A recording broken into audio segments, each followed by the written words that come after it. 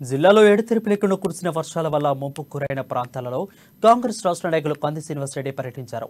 జైనత్ మండల కేంద్రంతో పాటు మండలంలోని పలు గ్రామాలను సందర్శించి వరద తాటికి దెబ్బతిన్న ప్రాంతాలను పరిశీలించారు.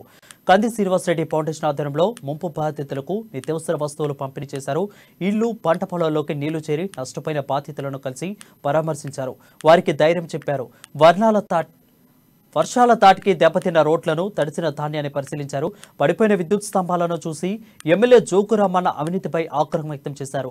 నాశరకమైన పనుల వల్లే 3 నెలలు కూడా కాకుండానే పోల్స్ పడిపోయాయని ఆరోపించారు.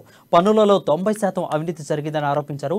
కాంట్రాక్టర్లతో కుమ్మక్కై ఎమ్మెల్యే జోగురామన్న జేబులు నింపుకున్నాడని అన్నారు. వరద బాధితులకు కష్టకాలంలో ఆదుకోవడానికి రాని స్థానిక ఎమ్మెల్యే జోగురామన్న తీరుపై మండిపడ్డారు. తన స్వంత మండలాన్ని పట్టించుకుపోవడాన్ని నిరసించారు. అయితే జోగురామన్న ప్రజలకు సేవ చేయకుండా నిద్రపోతున్నాడని ఆరోపించారు. నష్టపోయిన 30 కుటుంబాలకు ₹1,00,000 చొప్పున నష్టపరిహారం చెల్లించాలని డిమాండ్ చేశారు.